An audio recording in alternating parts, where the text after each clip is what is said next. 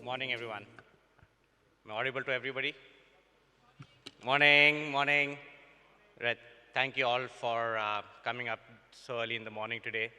Um, After, I'm sure, a great night of fun, fair, and delight, it's great to see all of you on this, at this morning today.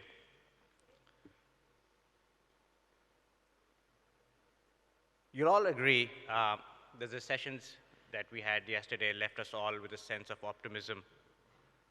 And that optimism is really driven by India's rising rank globally in terms of GDP, which currently, though, is still fifth, is expected to rise to the third rank.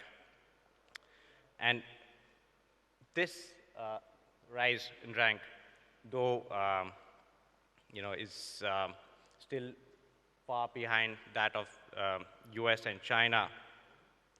What leaves us with a sense of belief and in growth is really our GDP per capita, which, believe you me, is currently the smallest amongst all G20 countries globally and right behind Indonesia.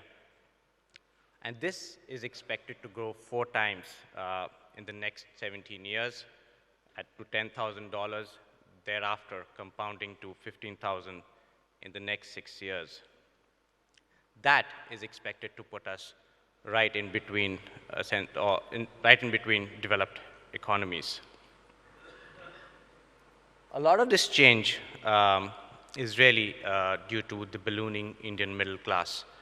A lot of the middle income rise that we are witnessing today, which was about 14% 2 decades back, and is expected to grow to 63% in the next 2 decades, is really what is driving growth in the tourism world. While COVID left much in despair, in its aftermath, all of you will agree that leisure travel has seen the largest shift ever in the history of our country. And while there's much fanfare about it, what's really helping India stand out is much of what the Indian travelers are doing. A recent survey by Booking.com actually claimed that 29% of all Indians traveled for more than 25 days in 2022, specifically for leisure purposes. That was higher than any other market globally and putting us above markets such as Australia and the US.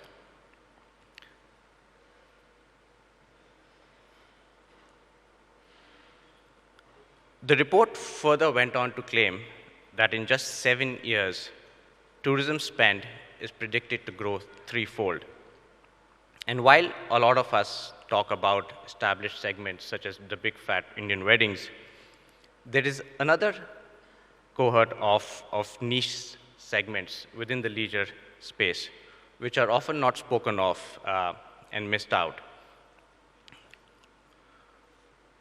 The foremost being motorable vacations. With nearly 30 kilometers of roadways being added every day, the need for road travel is increasing manifold. A lot of you will agree that markets like Jaipur have already started seeing the benefits of the new express road connecting Delhi to Jaipur.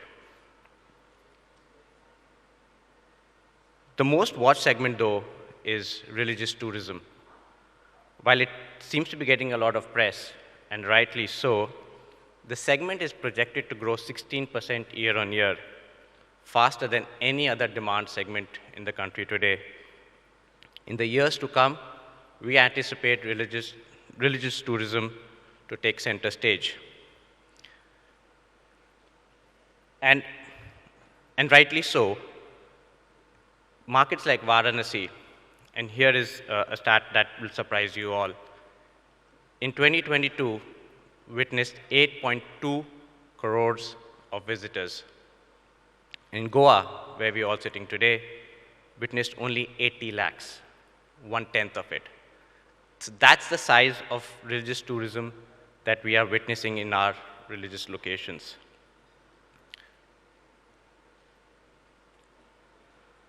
Not to leave behind our very own cricket, sports tourism is also witnessing significant growth in the country. The Indian Men World Cup that happened in 2023 contributed nearly 22,000 crores to the economy, of which 5,700 was for tourism alone. Such is India's growing ambition within this segment that we've actually bid for the 2036 Olympics. And the recent visit of the French President Emmanuel Macron during our Republic Day visit this year has also apparently thrown their hat behind India's bid. And all of this really is coming on the back of significant amount of infrastructure being developed today. We all were witness to the Narendra Modi Stadium, where unfortunately India lost. But it actually set the record for the largest stadium globally.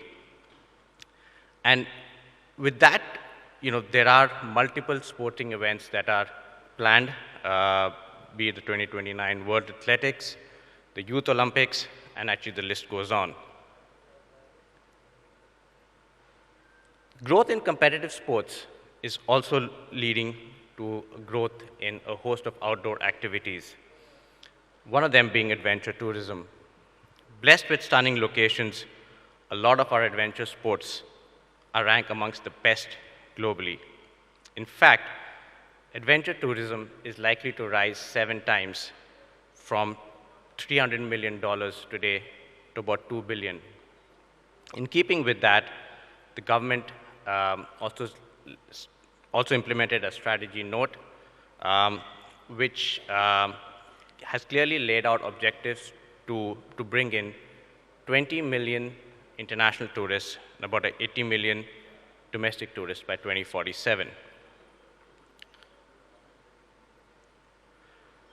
There is also a gradual mindset change that is occurring with the seniors of our country. They seem to be indulging a lot more than their predecessors, and this shift is likely to persist in the years to come. The seniors, which a lot of us will be by 2040, will account for 16% of the total population in the country and is projected to grow to 21%. In the UK, a stat that we can draw parallels from, over 50s account for 60% of all travel spend. And we in India, over the next few years, are likely to become major influencers to the global senior tourism demand segment. Deeply embedded in our culture is also the hidden gems of wellness, led by yoga and Ayurveda, which is projected to reach $26 billion. And the government is issuing specific visas, as you may know, called Ayush, under Heal India initiative. Our medical sector, too, rated amongst the very best, is a major source of demand for inbound tourists in the country.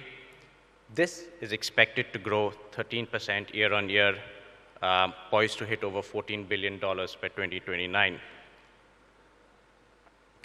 Not to leave out our young, there is a rising trend of solo travelers within the country.